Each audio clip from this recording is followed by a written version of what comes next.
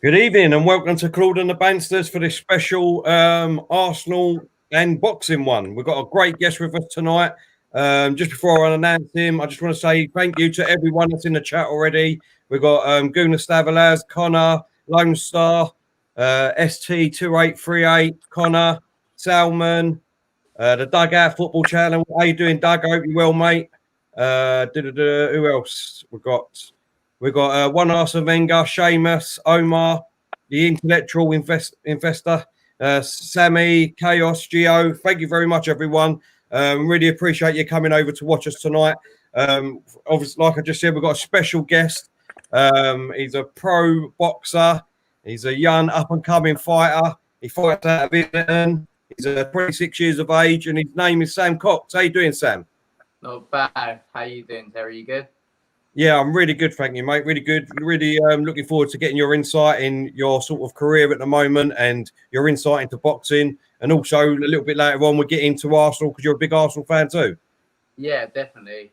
We've also got Kenny Ken with us, the man. How you doing, mate? You all right? Yeah, very, very much looking forward to this. You know, got first women's all British world title fight tomorrow between Terry Harper and Natasha Jonas. You know, big puncher Jonas. Terry Harper's a woman in possession with all the skills. Yeah, we'll get onto that in a minute, Kenny, and obviously we've got the legend himself, Claude. How you doing, mate? I don't know about legend. Listen, good to have Sam on and Kenny on. Sam, I don't know much about you. I've not studied your fights. I'm sure you can tell us all about yourself in the next 15, 20 minutes. Tell us all about yourself and what's coming up and where you think you can actually, what level you can actually reach. It'd be fascinating to find out. Thank you. Yeah. Thanks for having me, Claude. No, it's all pleasure. Let's go straight to it then, Sam. Let's let you talk about yourself and tell us about yourself, how you started, where you're at, how many fights you've had. You know what I mean? Just go for it, mate. Yeah. So I started boxing at the age of 6, which most people would say was like pretty young, probably too young. But I come from a big boxing family, so my dad's side and even my mum's side, like my uncles and my cousins, all box. So we're actually an East London family originally, so it's sort of a big culture from the East End to box really, and that's where it all sort of stemmed from. And I was literally until I could walk. As soon as I could walk, I was begging my dad to take me down the boxing club, and got my wish. And I literally haven't left. 20 years I've been in there, so I boxed all through my amateurs. I got to 2 national finals. And then turned pro back in 2017. Had 5 professional fights now, one knockout and 0 losses so far. But just looking for a big year, looking to push on. But obviously the old coronavirus has sort of held us back a little bit. So just waiting to sort of get going again this year, really. No, yeah, exactly, mate. You mentioned your dad there quickly. Obviously. Your dad was a professional referee for boxing. He's actually an amateur referee, but the standard I would say is probably a little bit higher. Like he was an international referee, so he would go around every weekend or every month to different countries around the world with the England team or the Great Britain team at the time. And the people that I got to meet through my dad was ridiculous. Like he was refereeing when you had your likes of Amir Khan, James DeGale, George Groves, even Tyson Fury, Billy Joe Saunders. I used to get to see them up close and personal. Go, if it wasn't abroad and it was in different parts of the country, I'd be with him. And yeah, he was a big boxing man, my dad. So yeah. You said obviously you've had 5 fights and you've had 1 knockout, 5 wins. What I'll do is I'll just quickly get that knockout up so everyone can see. The knockout for you, mate, because it was a good knockout, good body shot. You can probably talk us through it once I get it up, mate. Yeah. Here we go. We're not breaking copyright here, are we, Ken? No. Here we go. Let me get it up. properly. Can we all see that? Yeah. Yeah, also that. Yeah. Yeah. Here we go. Here I was kind of trying not to. A little bit before I was trying not to rush. I sort of steamrolled him here with a few body shots, but I was trying to pick my way in. And once I caught him, I knew he was going. You caught him with two shots to the body there. It must have winded him, and obviously he just couldn't take it. It was just before that. If anyone wants to watch Monday, sort of the whole fight, they can find it themselves on YouTube. But it's a little short, sharp shot that hits him before that. It's a little short right uppercut, and it hits him sort of underneath the armpit. And I see the sort of wind come out of him, and then that's when I was trying to sort of walk him down and like not rush and get hit with a shot myself. And then towards the end there, it was just like I just needed to take my chance because I could see him getting his breath back.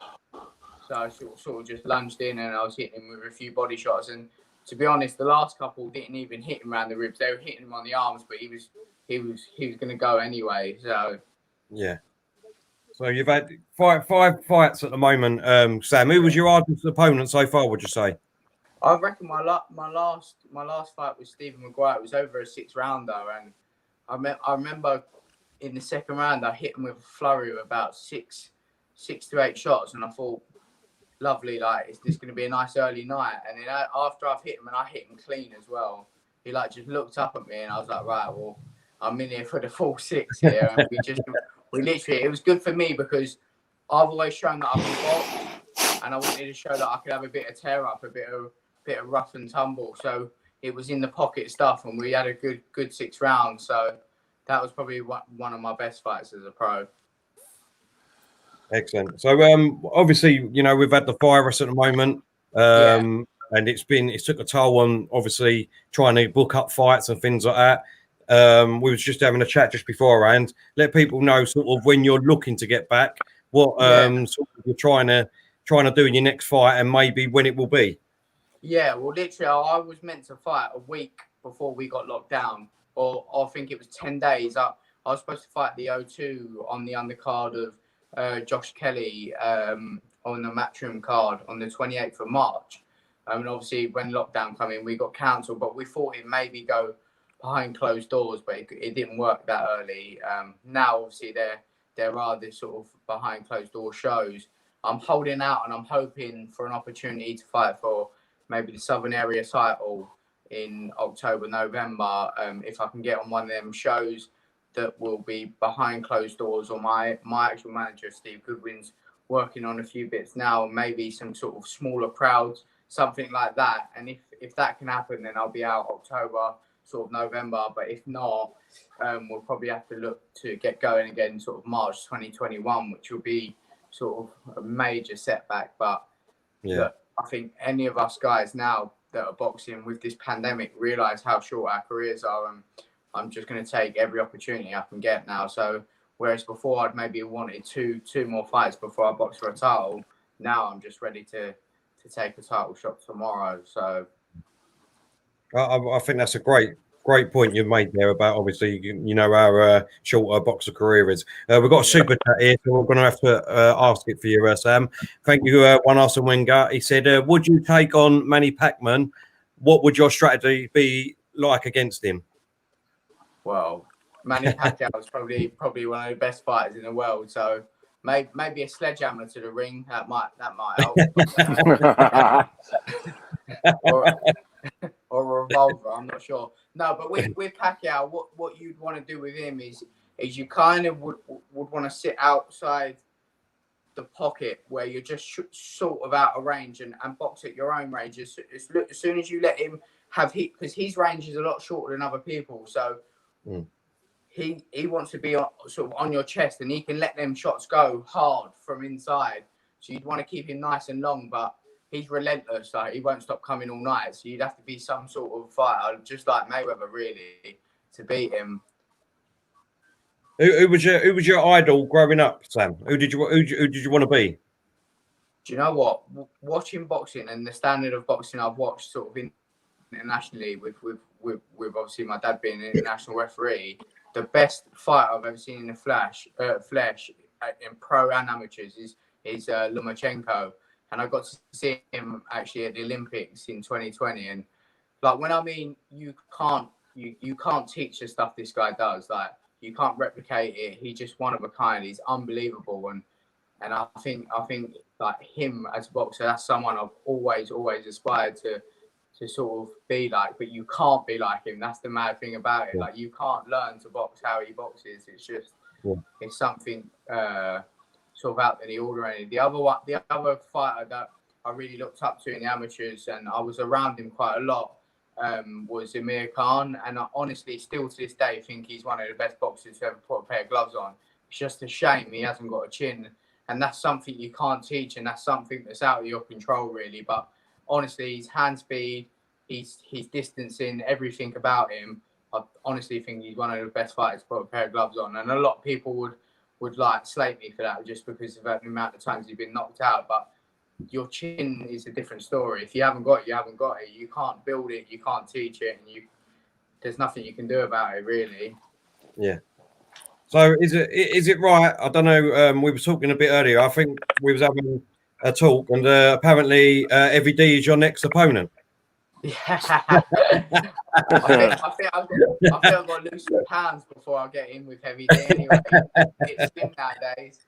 He's been down that Texas Cyprus on a diet, I think. Yeah, he does. Like, where is that place? Where is that place? It's near Cheshunt. It's sort of like right.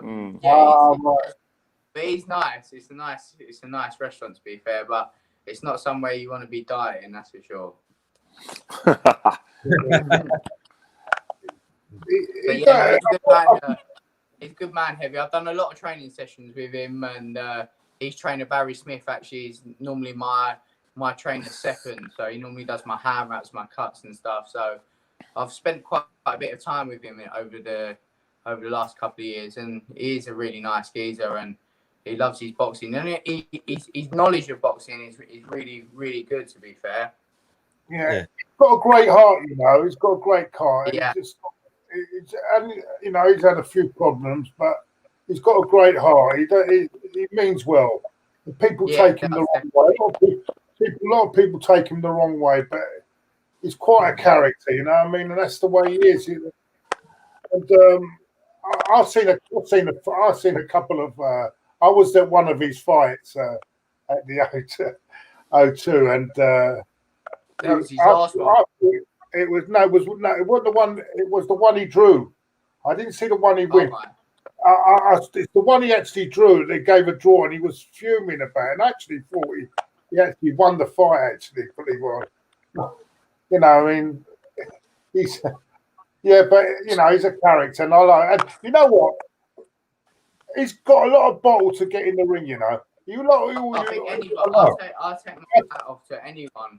Anyone who ever steps foot through them rings, even if it's a training session, even if it's sparring, even charity fights, I think you're always taking sort of the biggest risk of your life, just sort of stepping through. You don't know what's going to happen when you get punched. You know what I mean? So I think a lot of people have a go at him, but it takes a lot of bottles. A lot of them people will have the bottle he's got to go in the ring. No, but then sit there and be an armchair like. Exactly. Yeah. Come there and give their 10 pence. Do you know what, Sam? I've got a lot of like you just said, for anyone that has never been in the boxing ring, right? It takes so much out of you to get in there and actually fight, right? I don't think people actually realise. And it weren't until I actually done it, like I said to you, I've done a cancer boxing match for cancer. And obviously you only do 3 rounds in that, but I mean the amount of hard work that goes into it beforehand, if you take it seriously, that is not. I mean, I don't mean seriously, whereas obviously you think you're going to be a bloody, you know what I mean, a professional boxer after. But if you take the fitness a bit serious and you train for that fight, because even, you know what I mean, we had a good group of us. A good group that no one knew it. You know what I mean? We didn't know each other. We went down there, obviously all signed up because we lost someone through to cancer and that. But it was a good group. Good.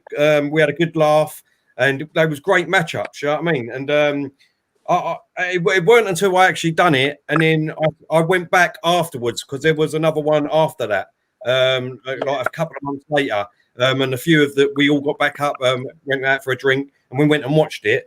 And you see a lot of fitness people go there. Do you know what I mean? Like weights. You know what I mean? They've got the nice body with the 6 packs and all things like that. And you look at them, you think, oh my god.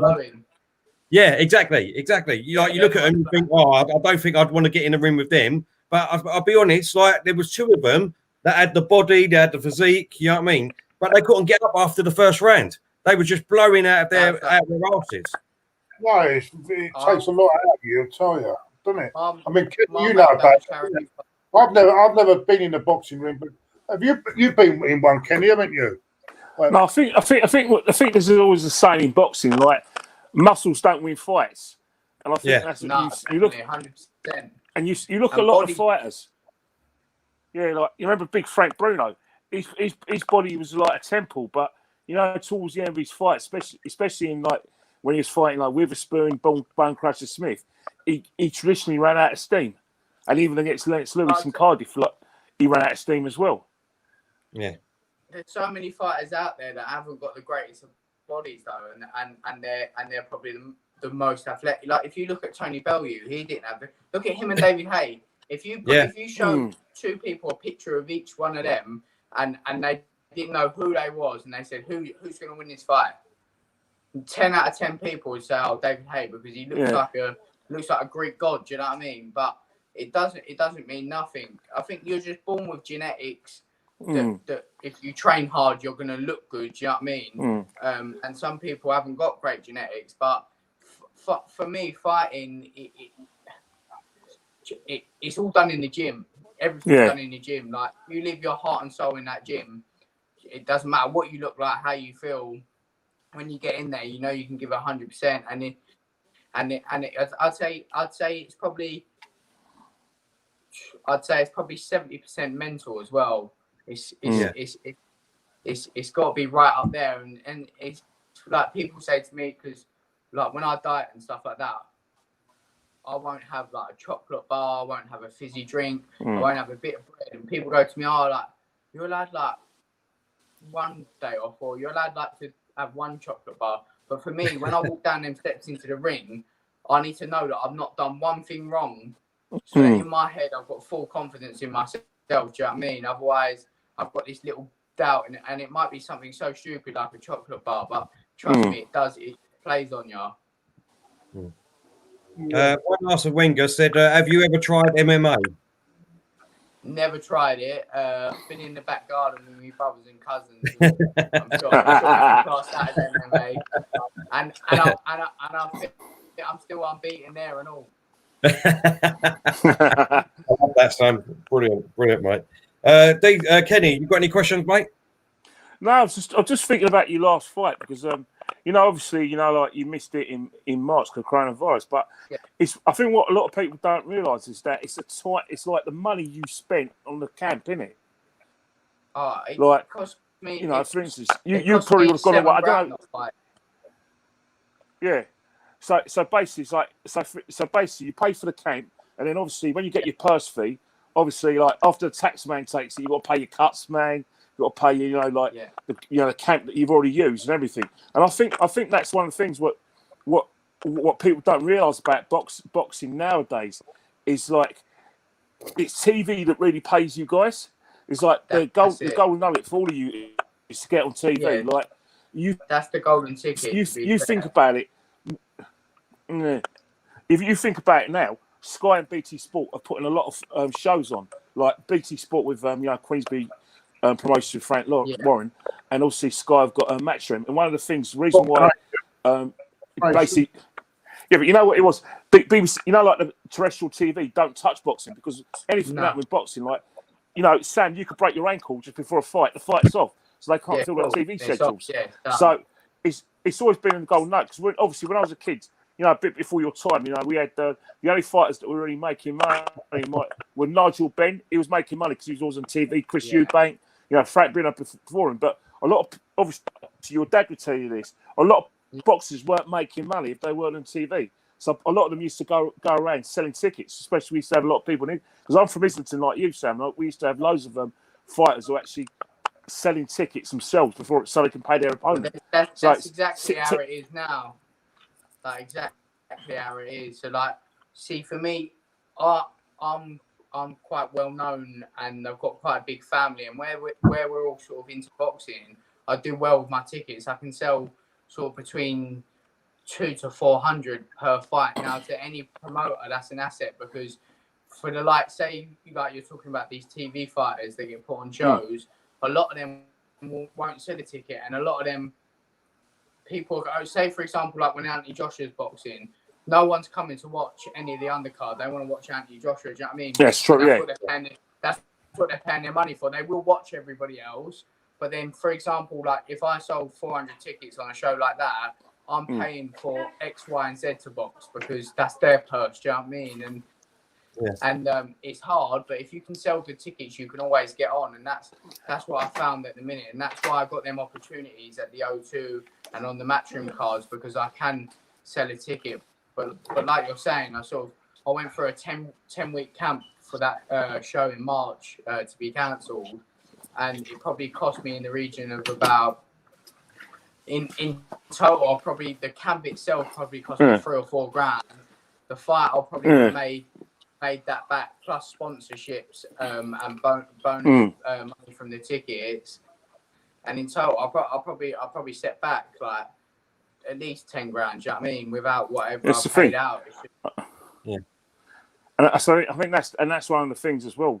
Because remember, you know, your promoter Steve Goodwin, me and my wife are massive boxing fans, and we've been to a lot of his shows because he's you know he's actually a hybrid boy anyway. He used to go to school around he does his Christmas do in the Alwyn. Yeah, he said he used to go Hybrid Grove anyway. But me and my wife we're massive with boxing groupies anyway. So obviously, when this all's over, we'll be like itching to come and watch you fight. But I think it's just the thing about boxing is that only a few percentage of the fighters are actually going to make money. You know what I mean? Yeah, and I think that's what people got to realise about it. That it's like it's a short career.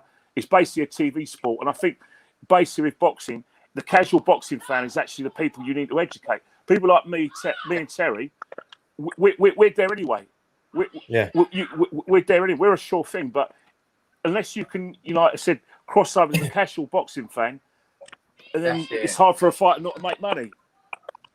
But it's not that. It's like you're saying, like your friends and your family and then people will always come, and you've never got a problem with them. And but you need to become a brand outside of that. You need to be sort of like spoken about on the armchair. Do you know what I mean? So and Teddy's the only way to do that. And a few fighters from sort of Steve's promotion have really gone on and made good for themselves. Like I think he had Derek Chisora, he had Frank Buglioni, but all of them were exciting ticket sellers. And if you haven't got that, honestly, it doesn't matter how good of a boxer you are, you might as well give up now, because you don't get on anywhere, because you're not worth any money to anybody. And that's the sad thing about boxing. There are so many fighters out there that can be at the top of the game, and they've never been given the opportunity. Harold Graham, the great Harold Graham. You know, like I said, he only started making money later in his career because he was such a good fighter. People just thought he was just hard to hit. So people like the Nigel Benns and Chris Eubank, they're the ones making the money. But Harold Graham's a better fighter than them. Yeah, because everyone just wants to see someone take lumps out of each other, and that's not boxing. Do you know what I mean? It's like if you can like even obviously Mayweather made ridiculous money, and he was sort of the pinnacle that changed the game, and probably with the money that the top of the boxers earn. But a lot of people used to boo him and didn't like him just because of the fact that he done what boxing is on the tin: hit and don't get hit, and people don't want to see that. They just want to see two people absolutely. If they want to see that, they should go down the Caledonian Road and have a watch what happens down there. Do you know what I mean? It's not. I was always told as soon as I started boxing, if you don't get hit, you can't get beat, and that's what I've always sort of to my game. If you don't get hit, you can't get beat, and that's it. Good me, point. Michael. I'm sorry, Claude. Go on, mate. No, there was a question from Diesel, but I don't know where it's gone now. Oh yeah, I've got that. People is one of us. He couldn't come on tonight, Sam. He said, "You seriously need to help us with our diets." That's what he said. You don't want to be eating my diet. Michael said, "How do you mentally prepare for fights? Anything you do before them?" To be honest, I try and stay around sort of like my close family and friends. That really helps take my mind off the fight. Like my best mate's my trainer anyway, Sam, and we'll just laugh and joke like we're not fighting sort of thing. So I keep my sort of head away from it. But then once I'm in that changing room and we've got sort of half an hour to go, I can't have anyone around me. Like just my trainer's there, but he knows not to talk to me. I just sort of like I'm sort of at one with myself. But yeah, that's the hardest thing for me. There's been many times where I've walked up to the curtain and I've said to my trainer, I said, we've been paid. What are we going to do this for? Let's just turn around and go home now. Right. I don't even want to get in there. But once that bell goes, it's just the best feeling in the world, and that's what you're chasing. Anita's in the chat. How you doing, Anita? Nice to see you back. Anita said, "Will you fight in Australia anytime soon?" I wish. That's it. It's one of my dream countries to go to. Really, it was always my dad's as well. I don't think he's never been, so it'd be amazing to take him out there. Maybe if we can get to sort of the world title sort of stage, I could take out to Australia, but we'll see what happens. That'd be good. We'll be there with you, Sam. Don't worry about that. Chadwick Moffat said, thoughts on a young Oscar De La Hoya. I thought in his prime he was brilliant. Yeah, he's probably one of the best boxers of all time. I think the fight with Mayweather really showed you, because I don't think there's been a closer fight that Mayweather ever had.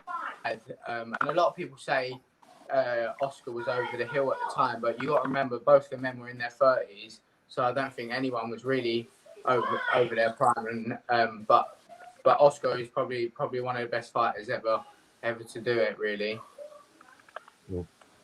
Simon Ilwa said, "Who is he signed to? Frank Warren?" No, I'm not signed to Frank Warren at the minute. I'm signed just solely to Goodwin, but he's my manager, and we've obviously fought twice on a matchroom card, and sort of was hoping to sort of get a deal with either or. Really, I'm not too picky. Anyone who can get me on TV, that's just where I want to be, really, to excel my platform and start making some money in the sport. Well, that's fair enough, mate.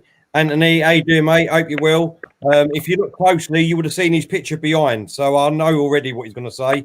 And he said, "Sam, what's your favourite boxing film?" Oh, Raging Bull. Oh.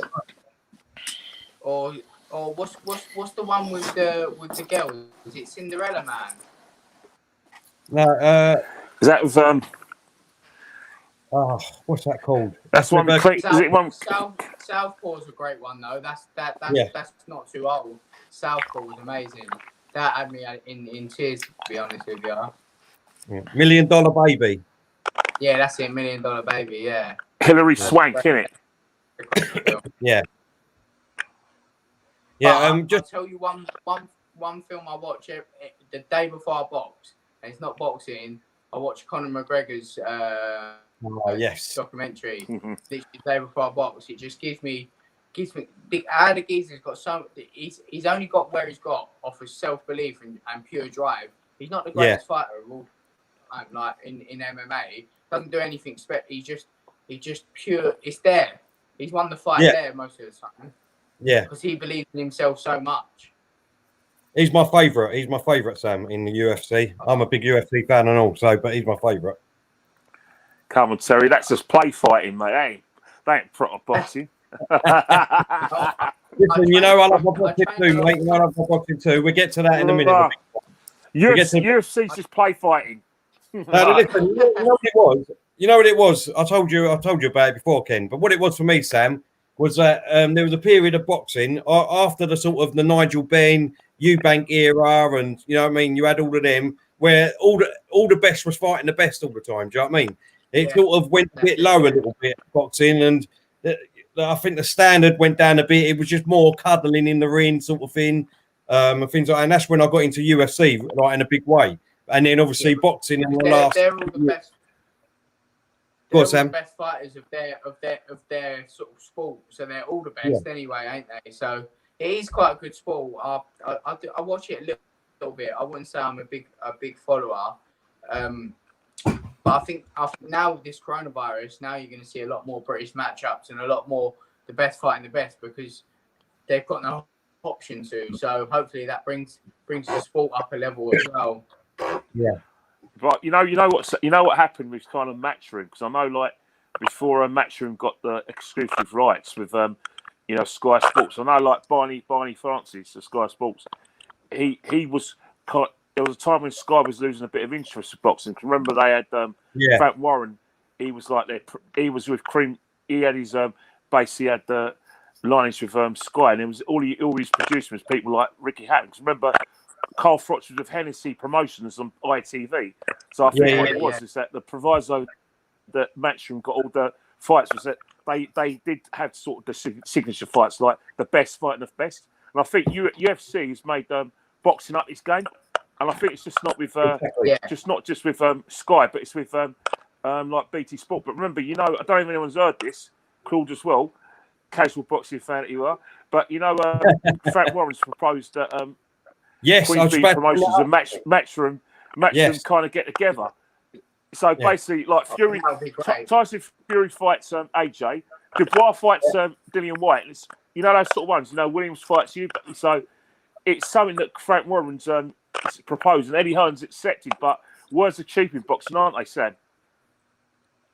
Do you know what? I think that'd be the best thing for the sport because there's so many fights that have never been made just off the back of the politics of the sport. And I think at the end of the day, the politics should go out the window. And if you're promoting someone to get them the best money and the best fighters possible, sometimes you got to work with someone you don't want to work with.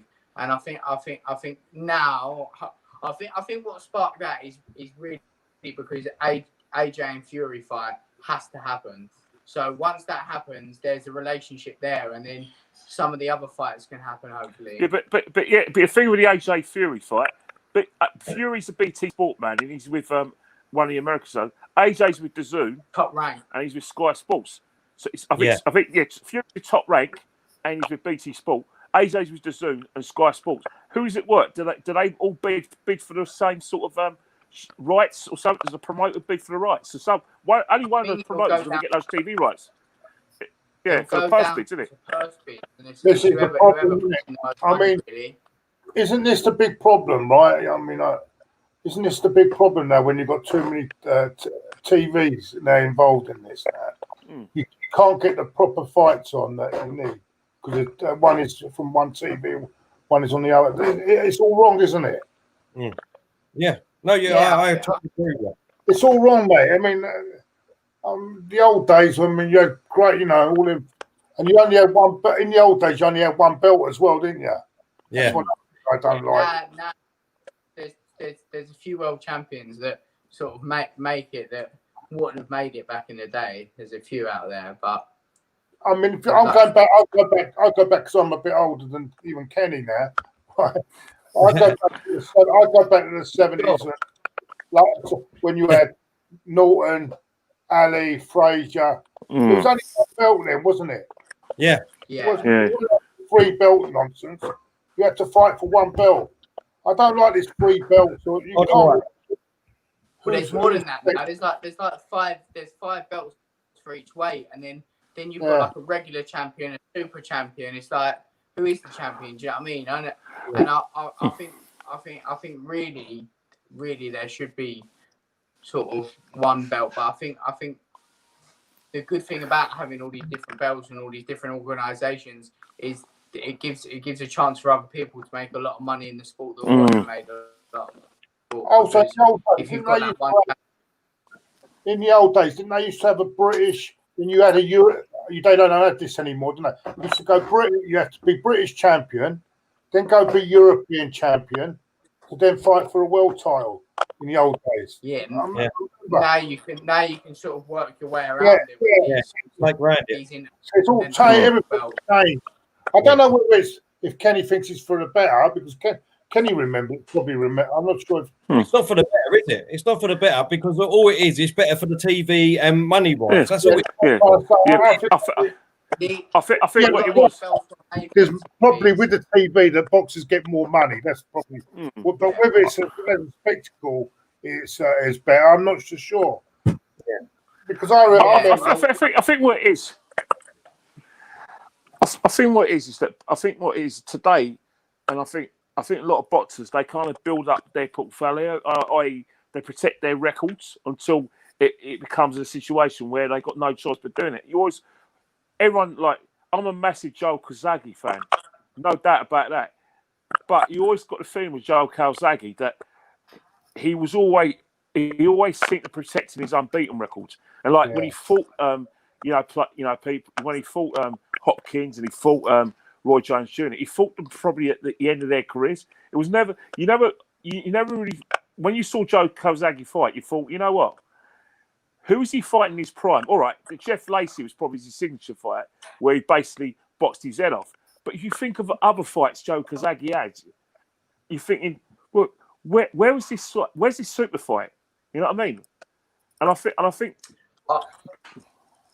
I was having a conversation about Joe Calzaghe the other day with a friend, and he's actually been up and seen sort of his camp with his dad and stuff like that. And they were saying like they can't believe how he done what he done with such limited resources, like with his dad. Well, because his dad wasn't a boxing man. He literally just started training him. Do you know what I mean? He never had no knowledge in boxing and stuff like that. And remember he was saying like they had sparring down there. He had someone up there to spar him, and he was doing a proper warm up, stretching out, like. And his dad was like to him, "Yeah, run to the top of the hill, come back, and that's it, you're in." And the person said to me he could have been 20 times better than what he was, just in regards to if he went to a proper trainer. But he's probably one of our best British fighters. But I know what you're saying, like the Roy Jones fight, he was probably sort of on his way out, wasn't he? Yeah, he sort of picked him at the right time. But I don't think we had much at that time in Britain, so I think he was really no, not really. Yeah, definitely right. Yeah, I think Carl Froch was too late for him, and Carl Froch was basically like a big punching, like how do I say it, just outside world level fighter before when he was with Hennessy. It's only when he won his title against when he won his title with Nottingham in 2008 that he went up that kind of that level. Yeah, boys, I'm going to ask you a question. I didn't even know he was with Hennessy until I. It was Tyson Fury's book. Yeah, it's like Tyson Fury's with Hennessy as well.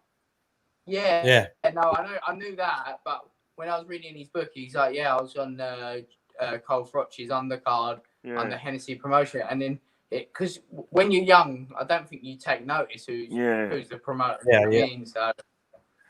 No, because he used to fight at the Nottingham ice rink, and he won his title. Me and the wife were there when he won his title in Nottingham in 2008 against John Pascal. Yeah. Go on, Claude. I was going to ask a question. Do any of the boys think that Lennox Lewis would have beaten Mike Tyson at his peak? Would have beaten Mike Tyson at his peak. Do you know what? I think Mike Tyson never got beat. I think where he got beat was up here. I don't think anyone would have beat Mike Tyson. He's a different kind of animal, and you would never if you were going to build a heavyweight, you don't build Mike Tyson. You build someone who's 6'6", big, long. Do you know what I mean? He was just something that was extraordinary. The way he moved, the speed he moved at. The only thing that beat him was his own brain, and probably the people around him, sort of nicking money off him. And I just think he wasn't. He had a brain that I don't think was old enough for his head at the time, and I think he beat himself up here. Yeah, it's just I think when Louis, what I'm saying is when Lennox Lewis actually did box him, he was what's up? Sorry, Anthony. He's just put in a comment. He just put, Terry, my Claude was a great boxer. You will know him as Butterbean. Don't have it. Butterbean, I remember him. I tell you, I've seen it. I've watched him in a boxing match and in UFC. Well, not UFC. He was in Cage Fighters. No, what I was trying to say is when Tyson fought Lewis, that's when Tyson was coming to an end, weren't it? I just wondered if you'd have both of them at their peak, who would win the fight? That's one. I think Tyson in his prime, when he was sort of switched on and doing everything right, I don't think anyone could have beat him. No one in the world. Me personally, I think Tyson would have beat Lennox Lewis if anyone would have gave him a good fight. Me personally, I think Tyson Fury would, because he's just a different boxer altogether. He's just a different cat of fish. He's a maths exam, isn't he? He's a maths exam that you're going to bloody fail, isn't he? Tyson Fury. Yeah, I think with Mike Tyson, he does everything so wrong that it makes him so good. Do you know what I mean? Like, he's a heavyweight that can move for a start. He moves like in mad directions, throws shots from. If you watch him, he doesn't even hit you with a jab properly. He just sort of flicks it, sort of touches you with it. The only shot he actually throws with power is probably his backhand. Yeah. And he's got, I mean, let's be honest. I mean, Deontay Wilder hit him with the hardest punch that he could ever hit him with in that fight, right? His hardest punch. He couldn't hit, and that's what I was saying to Kenny King when I was out there. I was out there, Sam. I was out there in Vegas watching the fight. And I said to Kenny, live in stand, are you? But I did say to you, you know what I mean? If you take your punch, the hardest punch from your opponent, then surely your opponent is going to be shaking in his boots. Because if you know what I mean, if you're a fighter, Sam, let's be honest, if you're fighting someone, it breaks your heart, doesn't it? Exactly. That's what I'm saying. If you've got your opponent there and you're hitting with everything that you've got, and you know you've got nothing else to give, and you've got to fight him again, how do you go about beating him? Surely that's disheartening already. Yeah, but I think Tyson Fury's fight, Tyson Fury took everyone by surprise when he fought Deontay Wilder. Is that what he did? Is that he worked out from the first fight? Is that right? I'm bigger, and what I'm gonna do is I'm gonna give him no room for leverage. And I'm gonna sort of, you know how Andre Ward fought Carl Froch, Sam, when Andre Ward sat in front of Carl Froch and basically put his head on Carl Froch's chest as to say, right, you're going to have no leverage for any of your punches. I think what Tyson did to Deontay Wilder is that he basically, when you fighters fight, you've got this imaginary rectangle where your rectangle's like your reach, and for you to plant your feet and also to do your little footwork as well to get your angles. Well, basically what Tyson Fury did to Deontay Wilder, he said, right, you're having no leverage for your punches. I'm going to stand right in front of you. I'm going to be in your chest. And then what I'm going to do is I'm going to come and attack you. And then that's when Deontay Wilder went, hang on, this guy's a bit bigger than me now. And you never got that impression in the first fight. Well, that was the thing. I think when he first boxed him, I think he was a million miles away from being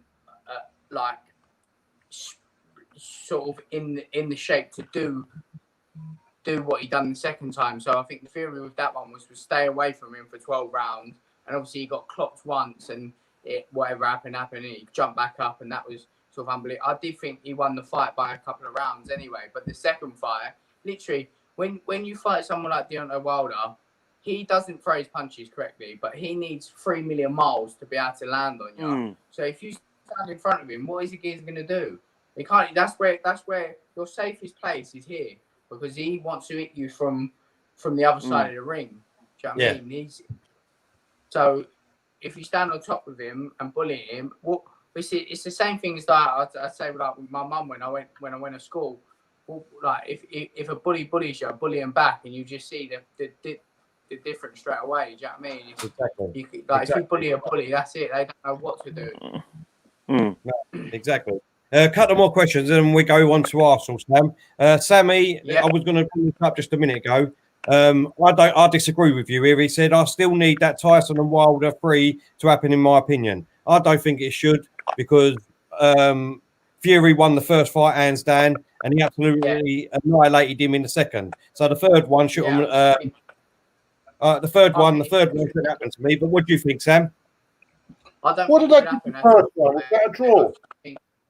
Yeah. Yeah, It was a draw, but the referee was disgusting in my eyes. I mean, Fury won it hands down. But go on, Sam, quickly.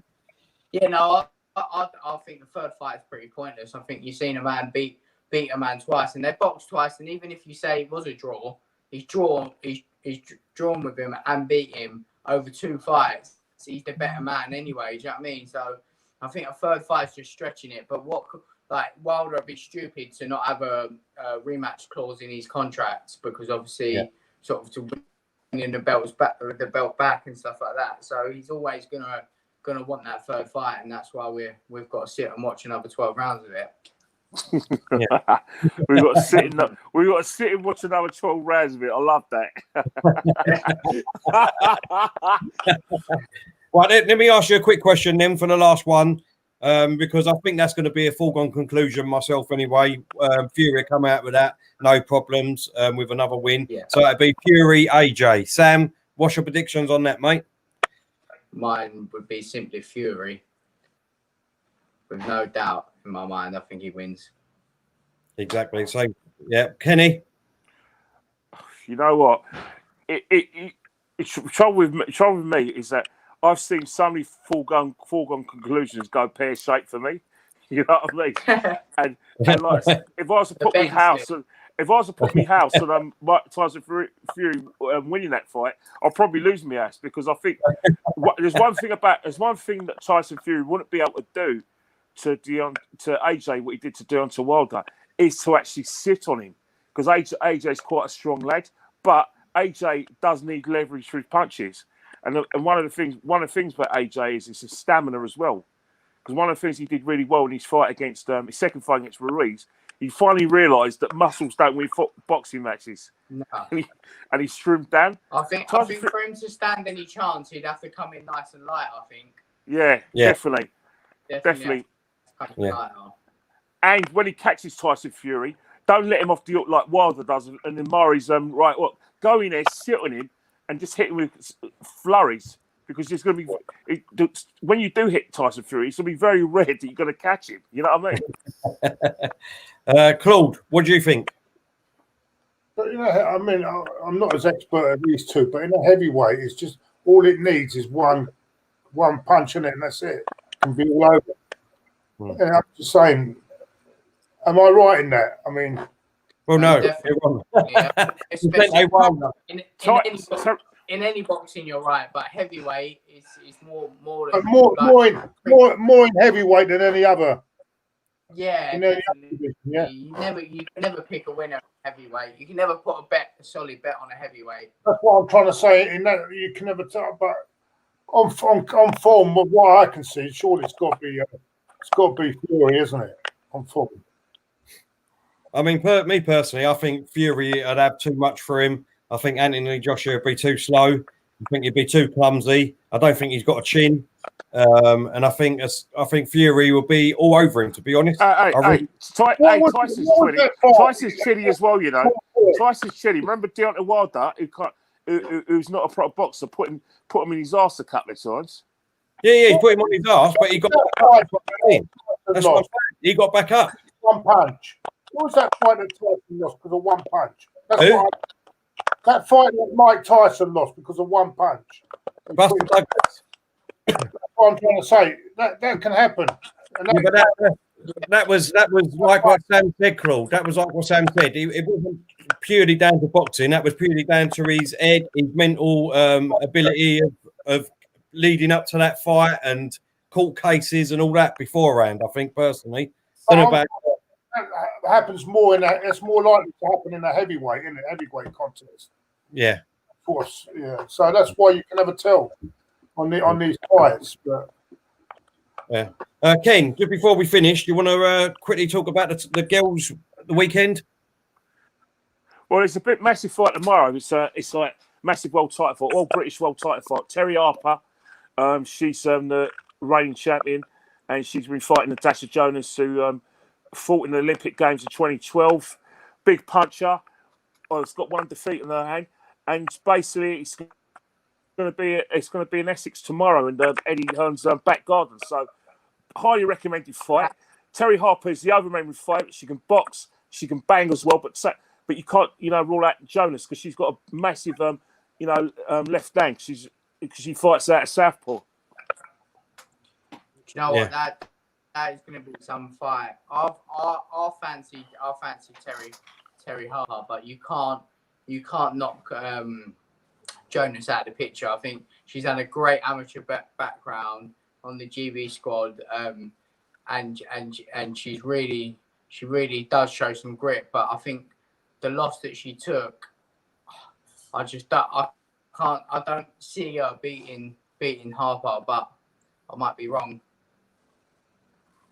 Yeah, don't forget a couple of weeks' time as well. Sorry about that. A couple of weeks' time, we've got Katie Taylor. She's got a rematch because I thought she lost the first fight anyway. But so that's a lot of boxing to look forward to. And Dylan White, don't forget. Yeah, Povetkin. Yeah, he's playing with fire in that fight. Exactly. Yeah. I've got lots of time for it. I know Dylan personally, and he is a really, really great geezer, and I just really want him to get the opportunities that he deserves. And I think he beats Anthony Joshua 100%. This time he beats in the second round. Yeah, but don't he deserve a shot at Tyson Fury himself? Yeah, 100%. He does. He does because he's the number one mandatory. But the thing is where the contracts, sort of the rematch contracts, he's kind of been sort of pushed aside constantly, and he's probably been one of the unluckiest boxers. Like, it's just ridiculous the amount of opportunities he should have had by now. And when he took the AJ fight, you're talking about sort of a guy that was on a multi-million-pound deal and another guy who's doing his own strength and conditioning in his back garden.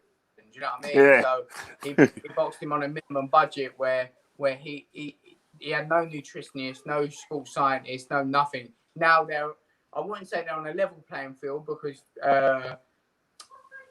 AJ's still up here, but they're a lot closer together, and I think he'll pip him in the rematch. We've got a super chat here from Gio. He said, Sam, what are your thoughts on Errol Spence Jr.? Errol Spence is unbelievable boxer. He does all the basics perfect. If you're going to teach someone how to box, you'd put, and if there were a southpaw, you'd put Errol Spence on. He does everything perfect. He's got nice tight guard. He switches it from the body to the head. I think he's unbelievable, and a lot of people are talking about this Spence and Crawford sort of super fight. I've got Spence in all day long. Excellent. All right, let's move on to Was he Arsenal involved now. in a car accident? Do you think he's going to be... Go on, Ken, it's all right. Depends how he comes out. No, all I was trying to say is that, is he going to be the same fighter after that car accident he had? You don't know, do you, until he gets in there. But before it happened, he was some fighter. Right, let's move the chat on now to Arsenal, because obviously you're a big Arsenal fan, same as us, Sam. Great win last weekend in the FA Cup final. What was your thoughts on it, mate? Do you know what? I was on a boat in Marbella, so we were trying to stream it. We were trying to get. There's a few Arsenal lads on there and a few Tottenham. So, and I was dreading it all day. I was dreading it all day. So I'm thinking, I just had so much doubt that we weren't going to win it after this sort of season that we've had, and I was just like, please, when we get off this boat, please be good news. Please be. As soon as we stepped off, it was like 2-1. I couldn't believe it. I literally nearly threw all the Tottenham fans off the pool. So they were shooting in the bottom of them. Have you managed to see the game yet or not? I've seen the highlight. I've seen the goals. I've seen Aubameyang's goal, which is like unbelievable. But I haven't watched the I haven't even watched all the boxing back yet. I've got so much TV to catch up with. I literally landed yesterday, but I had so much trouble getting home. They shut half of the M25 off. It took me about 4 hours to get home last night. So Bloody hell. yeah, so I've got a lot to catch up with. I've got the football and I've got the boxing to catch up with. But I just couldn't believe that we won it. To be honest, it was a relief, really. Yeah. What's your thoughts on Arteta, Sam? I think give him some time. I think he could be the man for the job. It just needs a bit more time to sort of show that he can sort of build a team around him and just see what he does build. I think there's not a lot of great options out there anyway for us, and I think why not let someone with new, fresh, young ideas as well? Because a lot of people go for these, and it's the same with boxing. A lot of people go for these old coaches, and they did this, but a lot of them have got old way of thinking, and they're so set in their ways. Whereas, Exactly. like, when you've got someone fresh and new, they listen to other people a lot more, and it's not it's my way or the highway. Do you know what I mean? So hopefully he pulls through, and I'd give him till the end of next season and see where we're sitting at, really. Great words there. Gio's coming with another super chat. He said, Kenny, we will find out on November 21st versus Danny Garcia. Yes, Danny Garcia. I'm a bit of a fan of his. I do remember one time going to a boxing meet with my wife, and it was outside. It was at Wales. It was in a different part of the country. I remember waking up in a hotel room, putting the boxing on when he was putting a fight on, an Amir Khan fight on, and I was thinking, bloody hell, come on, Khan's got this, and all of a sudden, bang! Oh dear, you know what I mean? So yeah, it's one of those things that Sam's talking about Amir Khan. It's that, oh god, but yeah, it's definitely a fight I'm looking for. But someone else was asking me about Chris Eubank Jr. Like, have you heard Liam Williams? He's calling out Chris Eubank Jr. for a fight. Yeah. I'd fancy Liam Williams in that all day long. Yeah. You don't, do you? Yeah, 100%. I don't. But don't you think Chris Eubank could Chris Eubank Jr. get out of bed for that fight? Because surely he's near world title level now. Surely. Yeah, but that Liam he's probably on the cusp of a world title shot. But it's only the fact that there's so many good fighters at that weight that he hasn't sort of broke through as of yet. But I think he beat Eubank. Don't you think Eubank's lost his 2 defeats against George Groves and Billy Joe Saunders? One of the things he did was that it was basically the lad was basically training himself. Yeah, it's he his own proper training. But both of them, I don't think he'd ever beat Billy Joe Saunders because Billy Joe Saunders is something else. But the reason why he's lost his fights is purely down to his own arrogance and someone that thinks they can train themselves and just sort of purely go off their own guidance. I think he's an arrogant person and pretty ignorant because when I work with my trainer, he'll spot things that I don't see, but then I'll spot things with him that he don't see, and you kind of just work together, and that's how you kind of get to a conclusion for a fight. And it's just like you just going in there on your own thinking you know best all the time. It's not gonna land you at the top. By the way, Nuno has shown Arteta how to beat Olympiacos.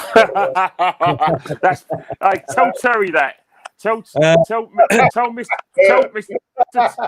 Terry I want something fresh. Davies, that. I want a fresh approach. I don't want these old boring managers. I've already had a big row with DT on Twitter tonight. Because all I responded to is when people comparing Arteta already to Ferguson. And that's ridiculous. That is ridiculous. And I tweeted, when Arteta learns how to beat Olympiacos, You know what I'm saying? Now they're all saying I'm anti this, anti that. Sometimes people don't listen properly. Listen, Arteta has got a bit of way to go yet. And yes, he's a young manager, but there's still a long way to go. He hasn't done nothing. He's lovely to win the FA Cup. Brilliant. Fantastic start.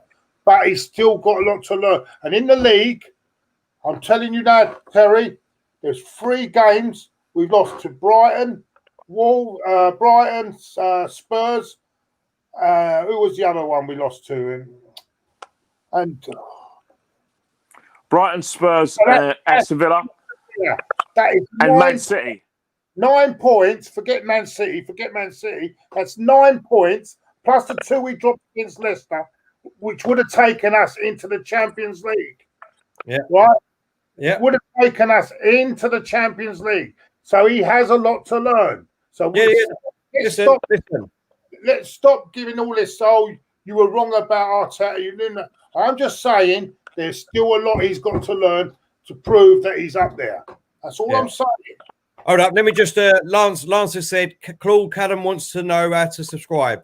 If you want to subscribe and become a member. Have to join the membership, because to subscribe, all you'd have to do, it's not hard, is it? Just press. If you want to, if you want to subscribe to our YouTube channel, then all you do is press a subscribe on our actual YouTube page. If you want to become a member, then all you got to do is click the link in the comments now, and you'll be able to become a member of our page, of our channel. Which means, because Lance knows himself, because he subscribed himself, so he must know how to do it.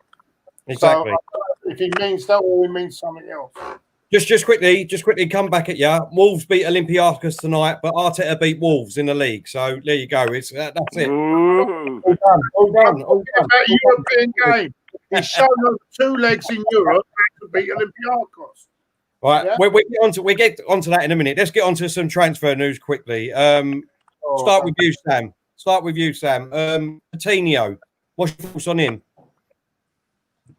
Listen, if he comes back to the Premier League and sets it like how he did before, then yeah, brilliant. But he's been a bit out of sorts. He went off to sort of Bayern Munich, didn't he? And he didn't really impress too well there, and he ain't really got into the Barca team, has he? So it all depends, doesn't it? It might be suited to coming back to the Premier League, so we'll see. What about you, Kenny? In terms of Coutinho, it seems like Arteta does want him, because there is a bit of a creative vacuum in our team, whether we like it or not. I know Dani Ceballos is trying to fill that gap. Obviously, the man who we don't talk about no more seems to be surplus to requirements, and he most definitely by June 2021 he will no longer be an Arsenal player. So that is some kind of a gap that we do need to fill, because I think what we need in terms of Coutinho, until we start dominating possession and being more creative moving forward, then you ain't going to see the best of players like Pepe, because Pepe does need a situation where he is getting the service. You don't want Pepe to be going and looking for the ball. You don't want a situation where, because Pepe's the danger man, he's got 3 or 4 players around him. If we had more creativity, dominating possession, 2 or 3 players that are marking Pepe will have to go in other areas, because what's happening is by marking Pepe, you're leaving gaps. But those gaps only appear when we dominate possession. So that has to be a must. In terms of Coutinho, I would have liked someone a lot, maybe someone from the British leagues as well. Maybe someone like Grealish. Big fan of Grealish. Maybe Madison might have had a little punt on that young lad from Norwich, Cantwell. But if Coutinho, does have his agent Kia does seem to have a little bit of a marriage with our football man, isn't it? Yeah. So, I was listening to a top journalist who knows who's on the inside on it. He said the deal is not going to happen, and the reason he said it, he said, I don't know if this is true. He said the deal, because of the PR over the people that lost their job, it don't look good. Honestly, to be but that's a separate issue, though, Claude. That's a separate issue, though, isn't it? Well, what it is, he's saying that because of what's going on with the the PR, it's a big deal because apparently it's a lot of money. The wages are very, very high. The loan fee is very high, and maybe that's something you might discuss later in another show, a discussion, though, Claude, didn't it? But yeah, what I'm trying to say, he feels that we are more into getting the defensive midfielder and the centre half over the line, and probably Willian is probably the one that we'll get in deal over on the Willian deal, which I find. I thought he was 31. Apparently, he's 32 in a couple of days. So that's even more. Are we there suddenly becoming a retirement home? Listen, I know what you're saying. I just.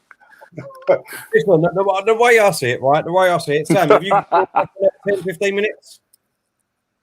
Yeah, that's fine. Yeah, you sure? Yeah. Yeah, we'll go 10, 15 minutes. No, the way I see it, right? Yes, he is old. I've slagged off David Luiz. I always will do. I don't think he should ever have come to our club. He's 31 too. But you've got David Luiz and then you've got Willian. Two totally different players, and a player that's still on the top of his game, and Chelsea still wanted him to sign him up for another 2 years. Look, I personally would rather get someone else. Yes, I would. But if we get the defensive midfielder, Partey, sorry, I've got to take this. Yeah. Definitely, yeah. I think this could be because he's what. Yeah, no. What I would say on that one is that I agree. But see, what is happening is he's leaving Chelsea because Chelsea won't give him that extra year. If Chelsea giving him that extra year, he would have stayed. Yeah. Something in my tells me that he's coming just to see out his career, pick the money up, and we could have another Ozil thing on our hands. I'm just saying. I might be wrong. Close. Hope I am wrong. It's cool. Don't you think it says a lot that Arsene, like Unai and now Mikel, they're going for ex-Chelsea players. Now there is what that tells me is that there's a lack of leadership in that dressing room. There's a lack of people who are used to playing and winning big games, and that's why you get. Obviously, these three players want to stay in the capital because for familial reasons. But the fact that we're going for him says it's still telling me there's a lack of leaders in that team. There's a lack of people who've got belief in winning big games, not just in FA Cup. I'm talking big games in Europe. Big, 6 pointers against the big clubs. And I think that, players like the Czechs, the Luiz and Williams do have that kind of experience. And until we have players who can bridge that gap, then we are going to be looking at avidly at ex-Chelsea players. And let's face it, when it comes to winning a trophy, there isn't a team in the Premiership who's won more in the last 17 years than Chelsea. Yeah, I understand that, but even though in the past we thought that we've done, as you said, with Arsenal, done in the past doing that, but then it's never worked, has it? I mean, remember Sylvester coming over? It's never worked. It doesn't work. I mean, I don't know, mate. I'm just hope if we do get him, I hope he does produce the form that he produces at United. But even Rolfie now is joking about. He's winding me up about the Chelsea. He's but you've got to realise, right? Claude and Sam. All I've got to say next. I don't know about what Sam thinks about it. I mean, what do you think, Sam? I've just nipped off quickly. What player was we? I'm talking about Willian. He's 32, coming up to 32, and they're giving him a 3-year contract. There's got to be better players that you can pick up in them areas, sort of young, or not better as such, but younger players that we can build around the squad. I think you're picking up a 32-year-old, 35. How many games are you going to play at 35? What are you going to get out of him? Are you going to get 10 games, 15 games? And we've had a few from Chelsea as of late, and I think biggest one's probably David Luiz, and that's an absolute. Are we being lazy here? Are we being lazy? Are we actually being lazy? Yeah, it's like it works for Chelsea, so we'll pick them out and we'll try and use them in the squad. But I think I don't know, I just don't see like when I grew up. Obviously, Arsenal were the Invincibles, and obviously we had even after sort of the Wenger sort of later, obviously not the last few years, but the later years, we played great football and we had some great players. And I don't know what it is, maybe in the scouts or something like that, but we don't seem to pick up the same caliber of players, and we weren't picking up people that were sort of already brilliant in their own rights. We were picking up players just underneath that and making them massive names. And I don't know whether at Arsenal something's happened there with the scouting or with the people that sort of process our players, buy our players. It really we've had some terrible buys. So Sam, we'll wrap this up now. Sam, is there anything at the moment? There's no fight scheduled at all. No fight scheduled. You're still waiting, are you? On. Yeah, it's a waiting game at the minute. I kept myself really fit over lockdown and kept myself ready to box, but sort of had a couple of weeks, I had a month out in Spain, so I've sort of let a little bit of my fitness go, but it won't take a couple of weeks to get back on top of it again. So I'm just ready to take any opportunity. But I will say my dream would be to win the British title at the Emirates. That would be my absolute everything. So I run around the Emirates. You're actually based in Islington, aren't you now? Yeah, I literally live just off the Cali. So yeah. Oh right. So you must know the Islington Boxing Club. Yeah, of course I do. Yeah. You know Mickey Doherty and all that. What's that? You know Mickey Doherty and all that. Yeah. So my nephew boxed there for like 5 years. My dad was actually on the committee at Islington for a little while. But I know the family really well, the Haglands that run it. And I used to actually coach out of there, so I know a lot of the fighters sort of coming through. But that is a great club for the community. I think if anyone's aspiring to do any boxing or young kids, I definitely think that's in this area, that's where you want to go to. They really do look after their fighters, and it's kind of like a little family up there, and they are a great. It's a shame, really. My family are all from the East End, so when I started boxing, it was just a natural thing to go to an East End club. Wrexham? You go Wrexham? I boxed Wrexham for like 4 years, but most of my career was at Lion Boxing Club in Hoxton. And then I was at the last 10 years or so. I've been at West Ham Boxing Club, just at Plaistow Station. So yeah, but I was at my whole family boxed for Repton, literally from my granddad to my dad to my uncle to my cousins. But my granddad was actually the chairman of the ABA and the chairman of Repton Boxing Club at one time. So, and it's mad that we support Arsenal because my dad actually his dad has supported Millwall because years ago that was an East London team. And they were the Isle of Dogs, and when my dad was about 6, his dad's mate played for Arsenal. So the first ever game he went to was Arsenal, and that was where it sort of come from. And then it's mad to think that I literally two rows from the stadium. So yeah.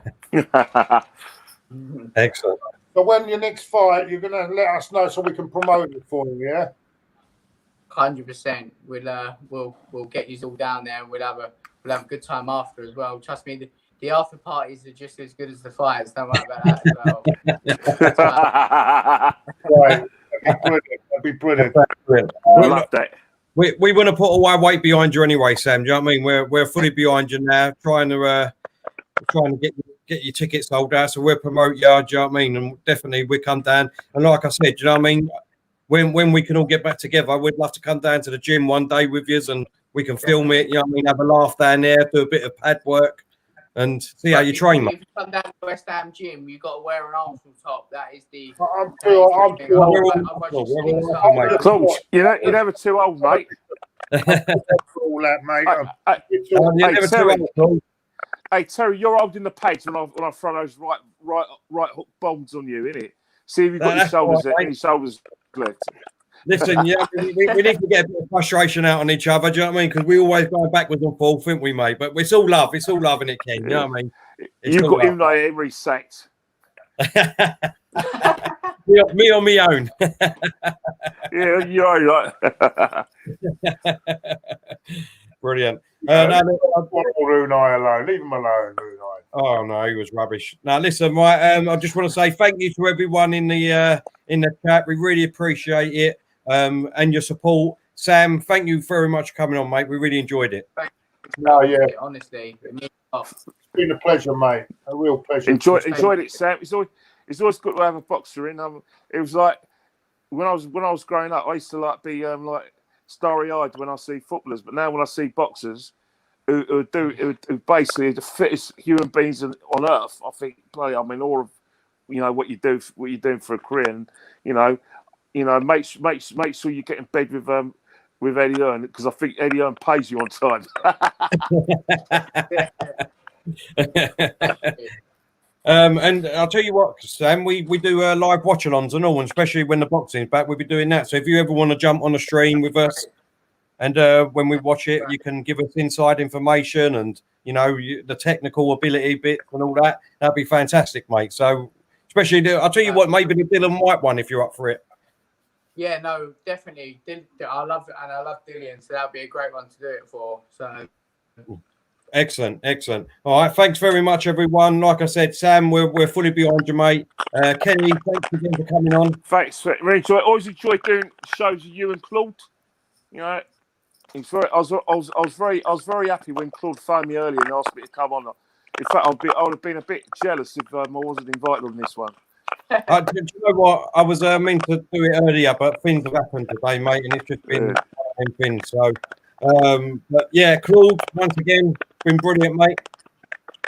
Thanks a lot, yeah, and thanks for Sam. Thank you for coming on today.